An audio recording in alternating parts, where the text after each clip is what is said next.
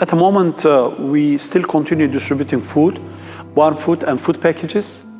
We have distributed flour to the families, 25 kilo packages that's been distributed, knowing that especially people who are not in schools can make bread. And we are thinking, having bread might make easier for the families to be able to survive. So we are hoping continue distributing flour and other food items, whatever we find, which is limited, unfortunately.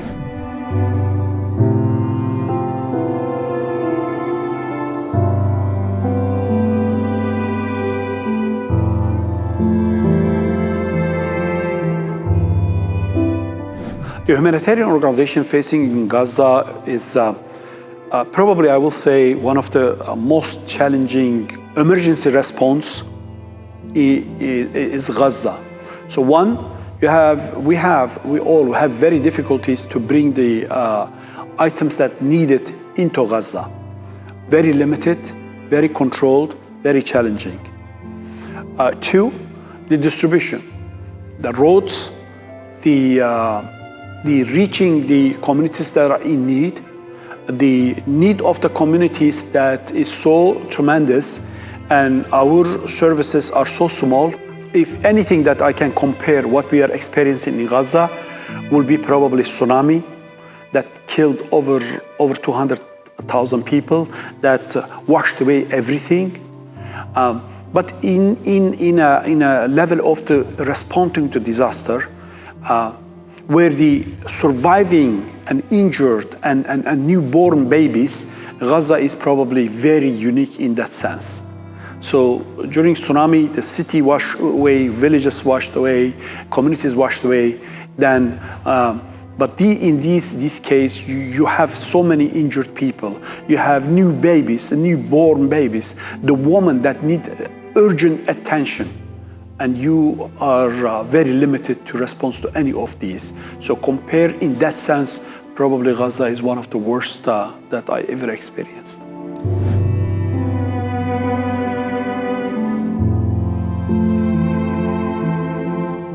We were using also the UNRWA trucks to distribute, create a safety for our colleagues that distributing food. UNRWA was identifying the schools, telling us which schools that receive any food or not.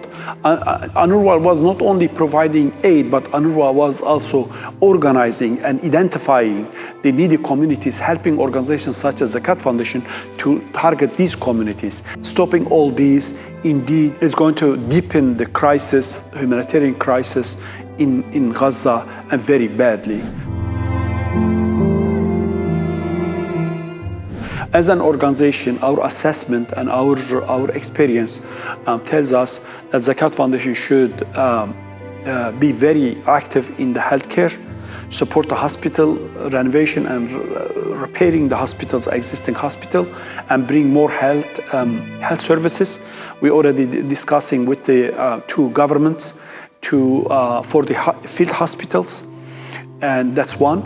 Two, we are hoping that we will bring rehabilitation, especially for the injured individuals. And third thing is that children, as you know, as we all know from the press, that so many kids lost their parents, both parents, and we're hoping that we will be one of the organizations that provide the services and facilities that will accommodate these kids. We have good experience in accommodating orphans. We usually keep the orphans together with their families and support these orphans, and we also provide the education and after-school programs to raise them, to make them, even better students in school. And we provide also very different services or programs for them to physically and mentally become stronger. So I'm hoping we do the same things in Gaza so that these kids have a better future and become a very productive and great leaders of their communities. I'm thinking, all human beings in United States and around the world who see suffering and pain of Gaza who witnessed through the videos, pictures, TV programs, the destruction and the pain and suffering of the people of Gaza. First things they can do, whatever their belief is, whatever the way they are thinking, make prayers for people of Gaza, because such pain and such suffering is not very easy to endure. It is very, very heavy on the heart and mind of the people. So when we say people of every faith and everybody who suffers, our prayers should be for them. Second, organization, you don't need to do all through the Zakat Foundation, but you believe that organization that really doing the work in Gaza. So do your best, contribute whatever you can. So bear the share of yours as a human being living in this planet. The third, identify projects and programs that are really closer to your heart. Like if you're sponsoring an orphan, maybe sponsor second orphans. If you're sponsoring 2 orphans, maybe sponsor an orphanage to bring these services to families, take the burden of the raising the children from the single moms, children of single moms, help them to raise these children by providing comprehensive and holistic approach, the raising the children, and also support the programs and projects that helping to heal those who are injured, lost their part of their bodies and everything else, so that they have ability to provide their families or to live in this world in Gaza in a dignified way, rather than asking other people's help.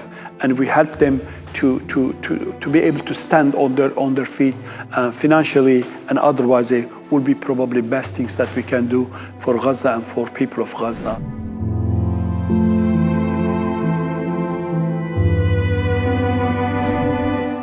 While we are coming closer to Ramadan for the Muslim community, Ramadan is approaching, and I'm hoping that even when war in Gaza ends, that you think whatever you're going to do at least one night for your family, commit this dinner that you're committing your family for people of Gaza. During the Eid, whatever you are thinking you're going to buy for your child, I ask you please, if you have 2 kids, add the 3rd kids in Gaza and donate an Eid gift for that child in Gaza. And I believe the blessings of Ramadan, by giving and sharing what you're going to share with your family, is going to be multiplied, your blessings during Ramadan and blessings in your families. And let us make Ramadan a moment that we still think and pray and share with Gaza.